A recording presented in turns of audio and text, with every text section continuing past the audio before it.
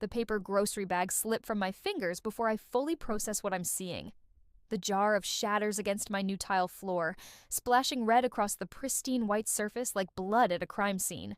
For 3 heartbeats, I stand frozen in my own doorway, key still dangling from my hand. My mother and sister are inside my cottage that I showed them photos of only 3 days ago. My cottage whose address I deliberately hadn't shared. What are you doing here? My voice sounds distant, hollow. Leanna whirls around, measuring tape extended between her hands. She's been measuring the guest bedroom, my home office, her expression momentarily startled before settling into something irritatingly entitled. Posey, you're home early. Mom straightens from where she's been rearranging my sofa and armchair, creating a configuration I hate. We thought you'd be at work until 5. That doesn't answer my question. I step over the growing puddle of sauce, my shoes sticking slightly to the floor. How did you get in here? Mom waves dismissively. Oh, I had a key made yesterday when I stopped by to congratulate you. The memory surfaces instantly. Mom asking to use the bathroom during her brief visit. Her purse unexpectedly left behind when she went down the hall. At the time, I'd thought nothing of it. You took my keys and copied them without asking. The tremor in my voice surprises me. Don't be so dramatic, honey. Mom busies herself fluffing a throw pillow. We're just seeing how to make this work for everyone. Make what work? The question forms but doesn't leave my mouth because suddenly I know. The realization crashes into me with the force of a physical blow. Fragments of childhood flash before me. Leanna's 11th birthday with the hired clown and backyard carnival, while my own celebration that same year had been a store-bought cake in our living room. Mom's dismissive. It's just not in the budget for you. Contrasted with the lavish spending for my sister, the pattern had never stopped. When I announced I was house hunting last month, Mom hadn't congratulated me. She'd called Leanna immediately to discuss opportunities. This is my home, I say, each word carved from ice. Not yours, not ours. Mine. I cross to Leanna and pluck the spare key from her hand, where she's been fidgeting with it. Her fingers close reflexively, then release.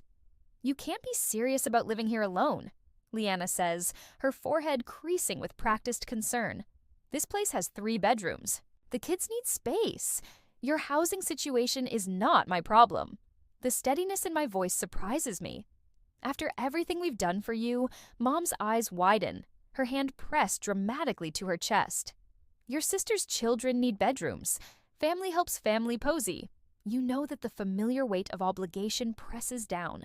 A lifetime of expectations that I'll sacrifice for Leanna because that's what I've always done. But something has shifted inside me.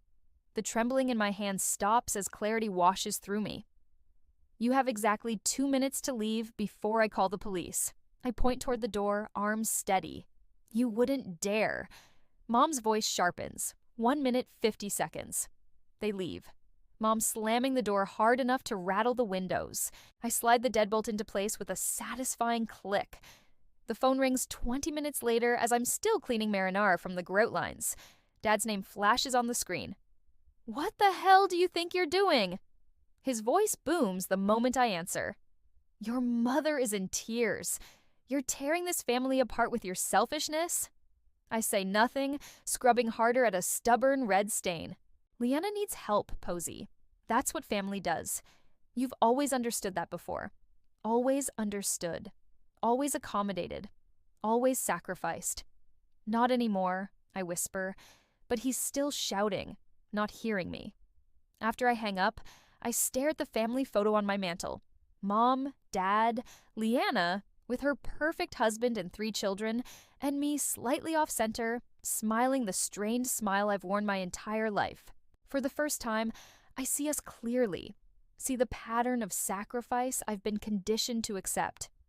I place the frame face down on the shelf. This house is mine.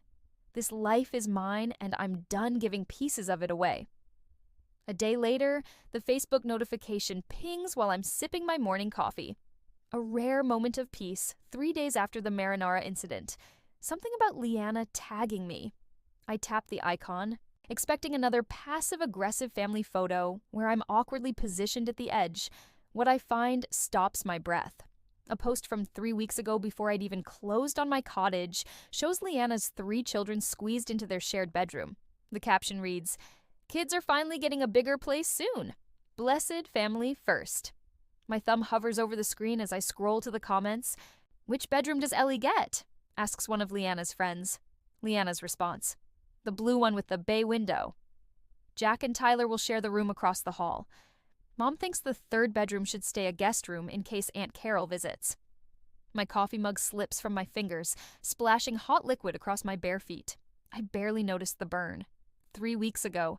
They were planning this 3 weeks ago before I'd even signed my mortgage papers. I bolt to the bathroom, my stomach heaving as the magnitude hits me.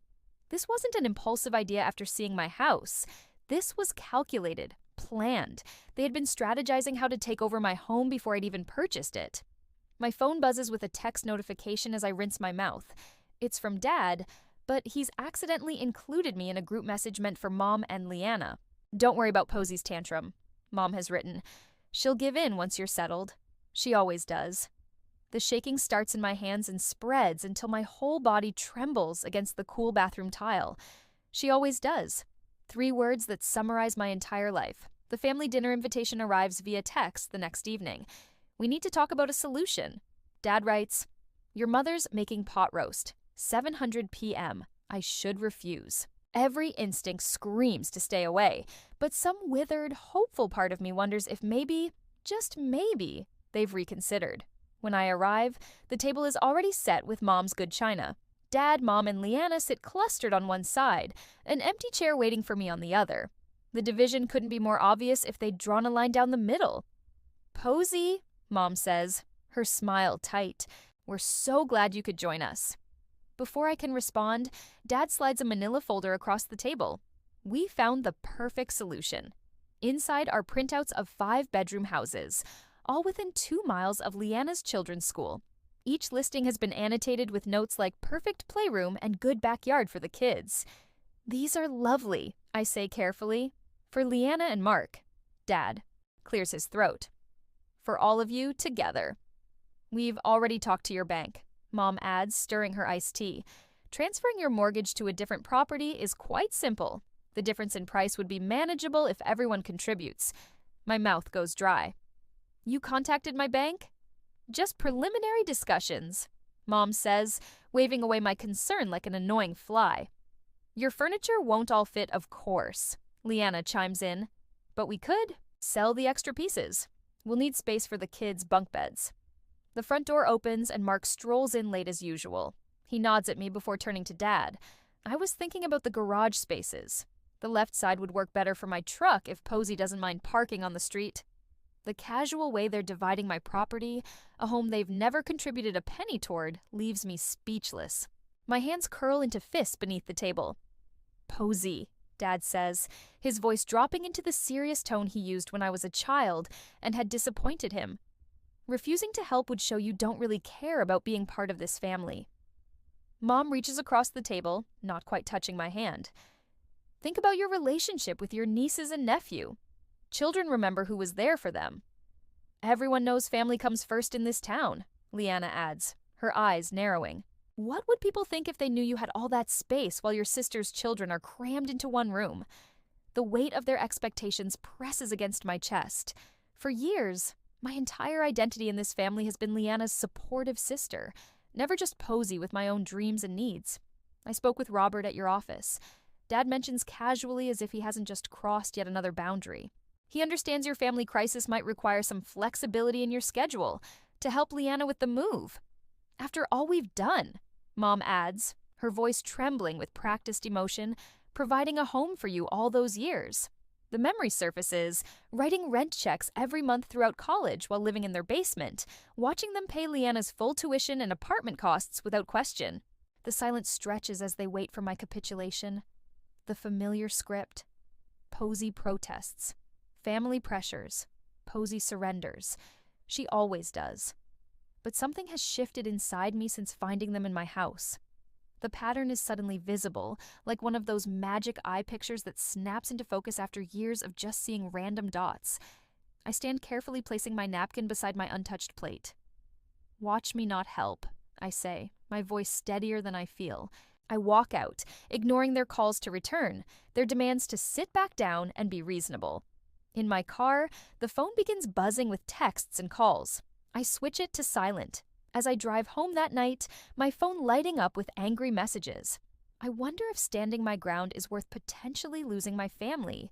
Should I maintain this boundary at all costs, or find some compromise that wouldn't completely sacrifice my independence? The house was mine, but was complete separation the only way to protect it? The thought of compromise flickers and dies as I remember the Facebook post. They never intended to ask. They planned to take.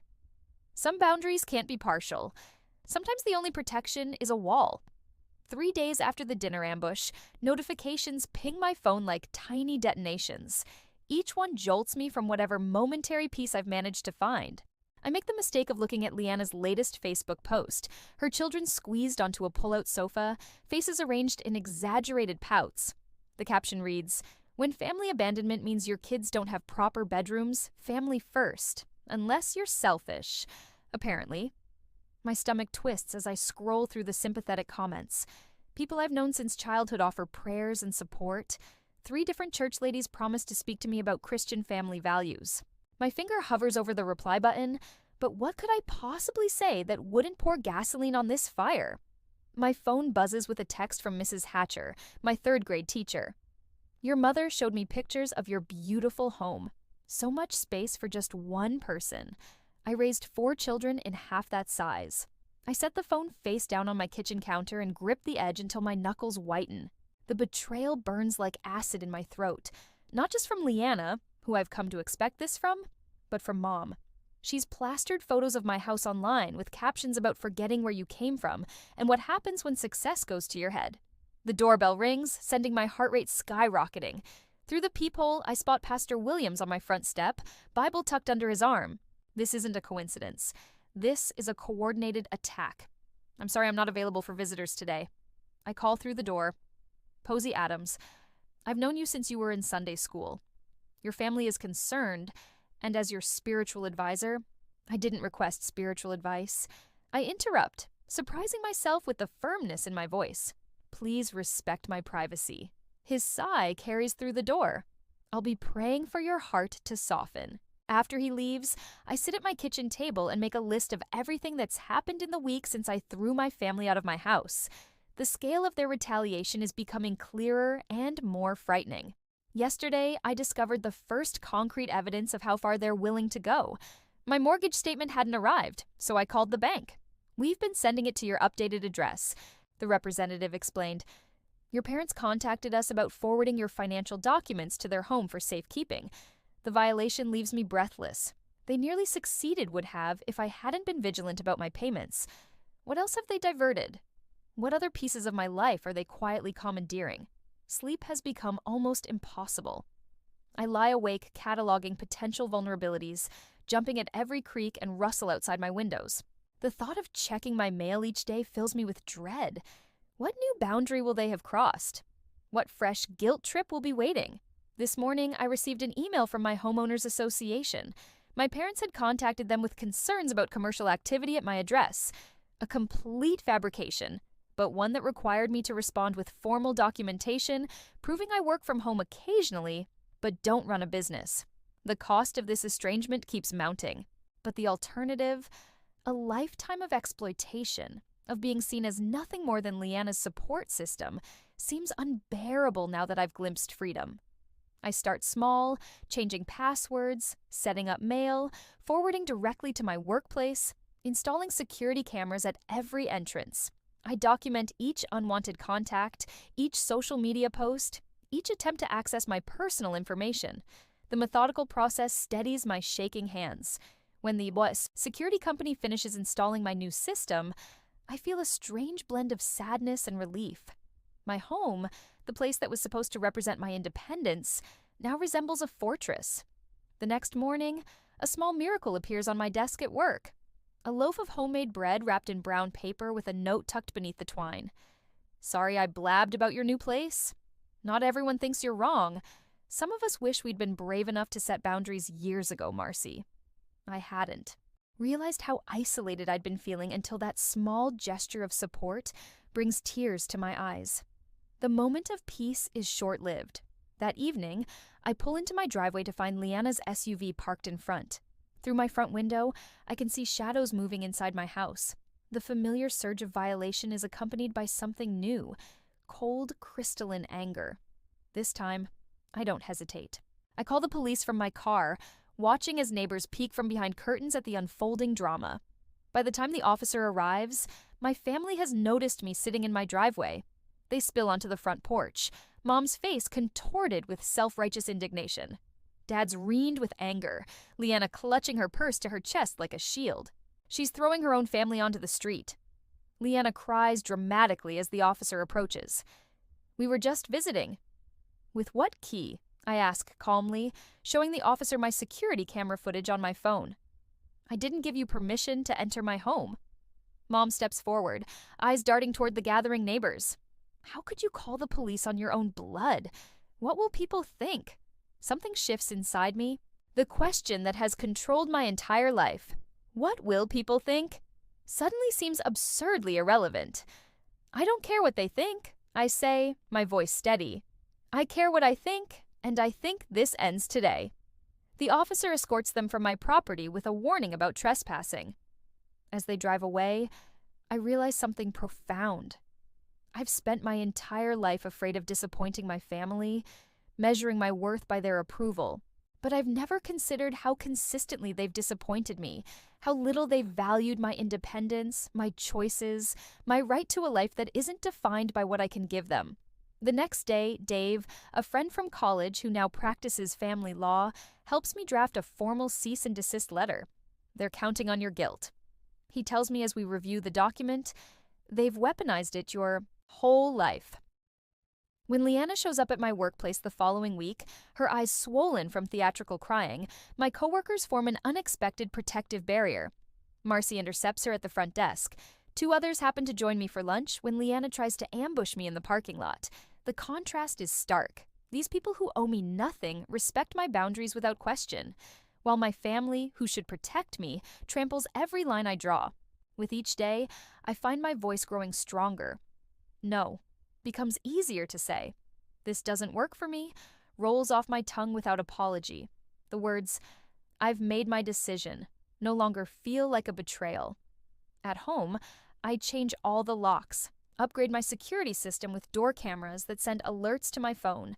I gather financial records, text messages, social media posts, a paper trail documenting years of exploitation. The folder grows thick with evidence I hope never to need, but feel safer having. The notification appears on my phone while I'm in a meeting 2 days later. The doorbell camera shows my mother on my front step, trying a key in my lock while glancing nervously over her shoulder. The key doesn't work. I've changed the locks twice since the last confrontation. Her expression darkens as she tries again, then reaches into her purse for what appears to be another key. My heart pounds as I watch the footage. This isn't over. This is just beginning. I spend my Sunday afternoon assembling evidence like puzzle pieces on my dining room table. Every trespass, every manipulation, every lie documented with military precision. The security camera footage plays on my laptop, showing Mom trying 3 different keys in my front door yesterday while I was at work. I add the timestamp to my spreadsheet and feel a curl of satisfaction rather than the usual guilt. "This looks comprehensive," Dave says, adjusting his reading glasses as he reviews my documentation. My lawyer friend has squeezed me into his Sunday, bringing the scent of coffee and legal pads into my living room. "The cease and desist letter should be ready tomorrow. Will you be okay delivering it yourself?" I need to do this myself. I add the mortgage company's call recording to a labeled folder. The representative's voice still rings in my ears. "We spoke with someone claiming to be your mother about transferring your mortgage to another property. We informed her this wasn't possible without your direct authorization. My therapist, Judith's advice, guides my hand as I organize everything. Document, don't engage. Facts, not emotions. Boundaries, not arguments." Monday morning, I place the certified letter in my mother's hands. She doesn't open it, just stares at me with wounded eyes, as if I've betrayed her by protecting myself. "You'll regret this," she whispers, but takes the envelope. 3 days pass in blessed silence. No calls, no texts, no unexpected visits. I sleep through the night for the first time in weeks. Thursday brings the inevitable escalation. I'm reviewing code at my desk when Marcy from accounting appears at my cubicle, eyes wide. "Your parents are in the lobby," she whispers. "They told reception your sister was in an accident and they need you immediately." Cold dread washes through me until I spot the text from Leanna complaining about her kids' school lunches timestamped 2 minutes ago. I find my parents arguing with our receptionist, Mom dabbing at dry eyes with a tissue while Dad demands I be brought out immediately.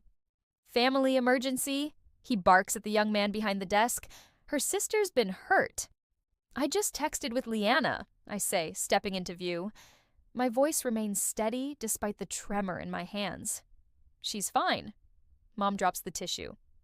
"Posey, thank goodness. We've been so worried." Miss Adams. My boss appears beside me, her expression carefully neutral. "Is everything all right?" Dad attempts his charming smile. "Family matter. We'll just borrow Posey for a bit." My family appears to be lying about a medical emergency to disrupt my workday. I tell my boss loud enough for the entire reception area to hear. I apologize for the disturbance. Security escorts them out while I return to my desk, ignoring the stares. That evening, I discover Leanna's latest attack, a GoFundMe page titled "Housing Crisis. Help my children have a home," with my photo prominently featured. One email to the platform's legal department citing unauthorized use of my image, and the campaign disappears by morning. My father's voicemail that night slips from rage into accidental truth. "You ungrateful little. Do you know what you've done? We had it all planned out. We were going to move in whether you liked it or not. And now you've embarrassed your mother in front of—" I save the recording with a grim smile. When my company announces an opening at their new branch in Colorado Springs, I find myself weighing a promising opportunity against running away from conflict. Would moving mean letting them win? Or was it my chance for a fresh start beyond their reach?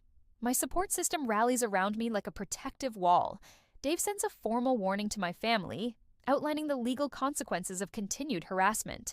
Judith helps me craft responses that stay firmly factual without engaging their emotional bait.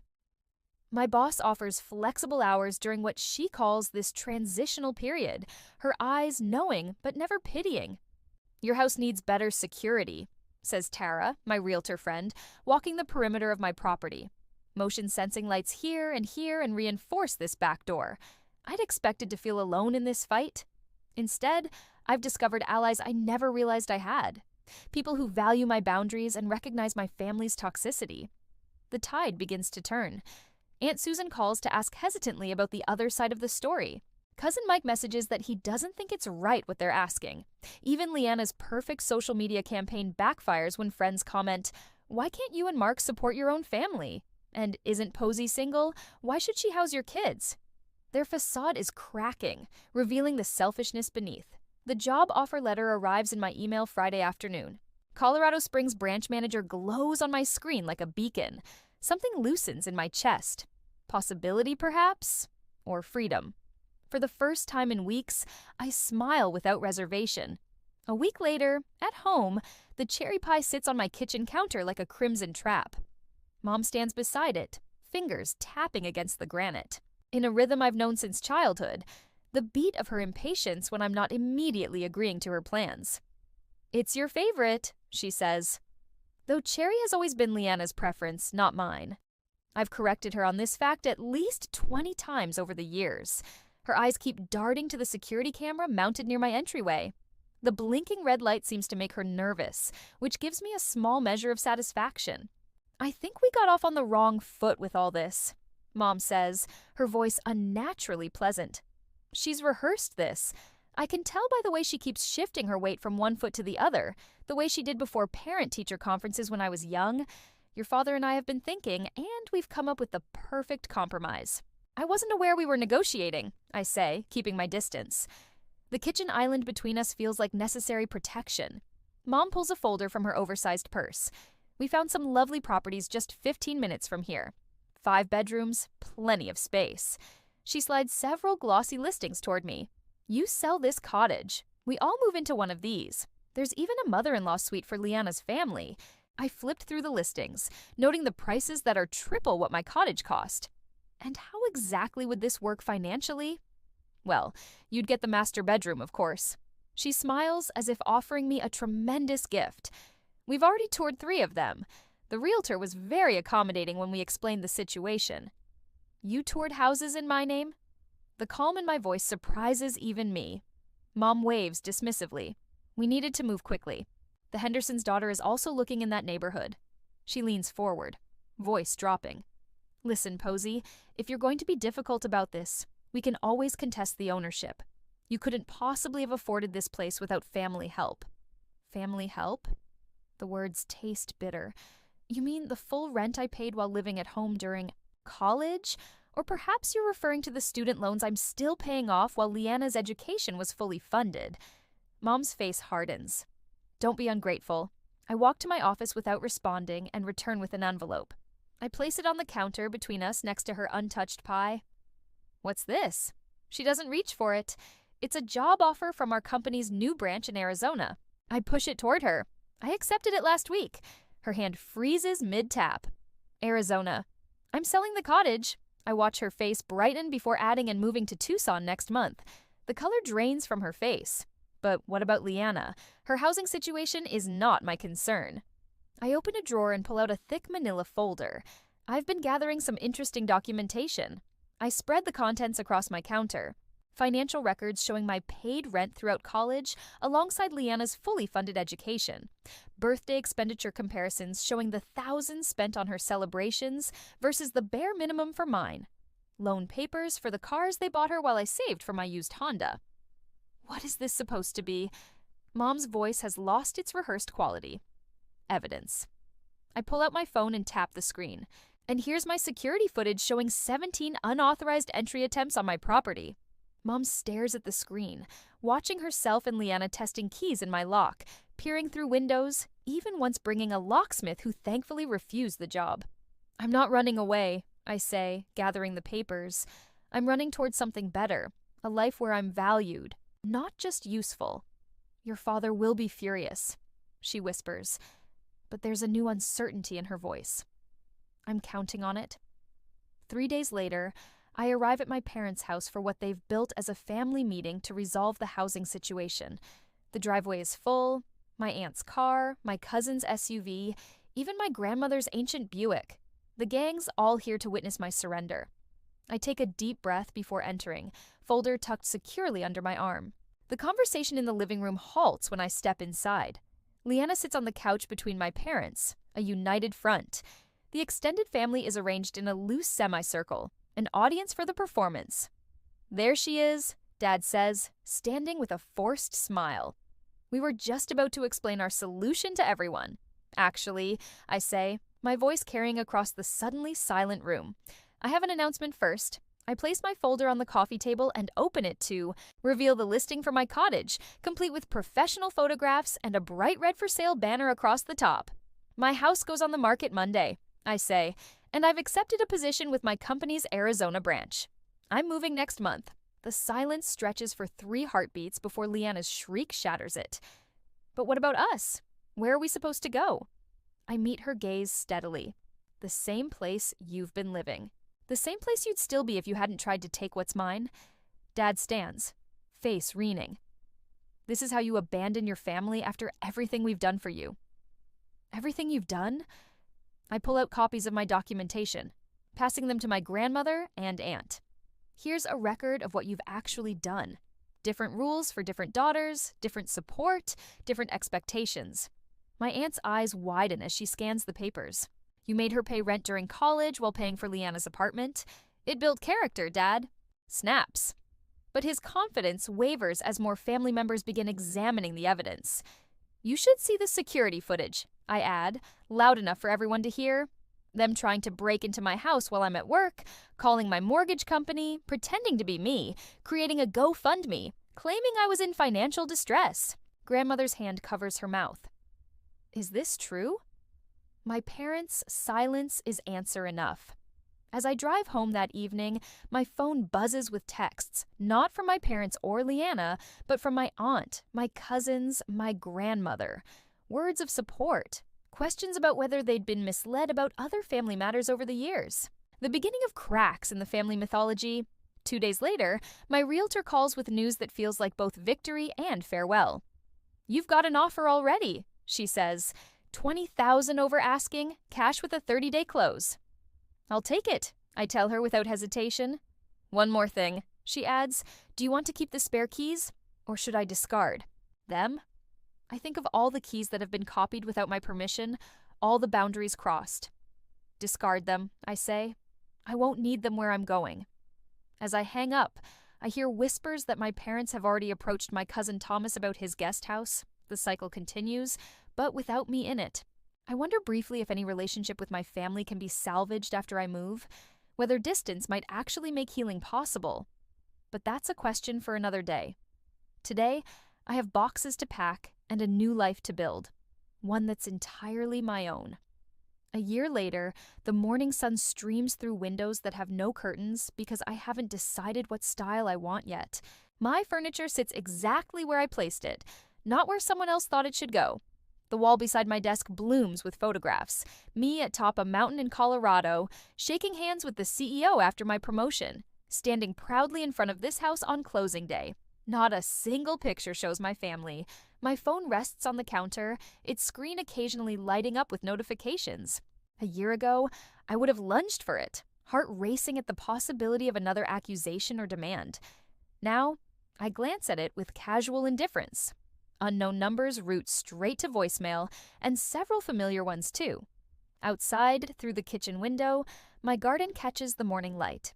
Rows of basil, thyme, and rosemary herbs Mom always claimed would overwhelm her delicate palate thrive in neat beds. Brilliant orange marolds border the walkway, their pungent scent a childhood favorite. I was never allowed to plant near the house. Too common, Mom had said when I was 10. We're putting in roses instead. I bite into a fresh strawberry from my own patch and smile at the sweetness. The doorbell rings precisely at noon. Friends file in carrying gift bags and platters, their faces bright with genuine happiness to see me. No one has an agenda beyond celebration. Happy birthday. Posey calls Elaine, my colleague turned friend, setting down a bakery box. Apple pie as requested. "Not cake?" asks Thomas, another coworker who's driven 2 hours to be here. I've always preferred pie. I answer the simple truth filling me with unexpected satisfaction, especially apple. For decades, I'd dutifully blown out candles on chocolate cake because Leanna loved it. Mom always said making 2 desserts was wasteful when we could share. Elaine arranges candles on the pie while I pour wine into glasses, the stemware I chose because I liked it, not because it matched someone else's taste. "What should we toast to?" asks Sophia, the neighbor who brought me homemade bread when I moved in. "To building homes, not just houses," I say, raising my glass. "And to the family we choose." The words settle warm in my chest as we clink glasses. On the wall near my door hangs a simple wooden key hook with just one key. Line. No spare hidden for emergencies, no copy held by anyone else. Later, after everyone leaves, I find myself thinking about Jared, the new engineer at work. Yesterday, I spotted him shrinking into himself as our project manager dismissed his ideas. The familiar posture hit me like a punch to the gut, the same way I used to make myself smaller around my family. "Actually," I'd said, interrupting the manager, "Jared's approach could save us significant testing time." Let's hear more. The surprise and gratitude in his eyes reminded me of my own reflection the day I finally stood up to my family. My phone buzzes with a text from Michael, the landscape architect I've been seeing for a month. He respects my boundaries with a reverence that once would have felt foreign, but now feels right. "Still on for hiking Saturday?" The message reads. I smile as I type back. "Absolutely." Before turning in, I scroll through my phone gallery and pause at an old family photo everyone grouped tightly together. Me slightly out of frame as usual.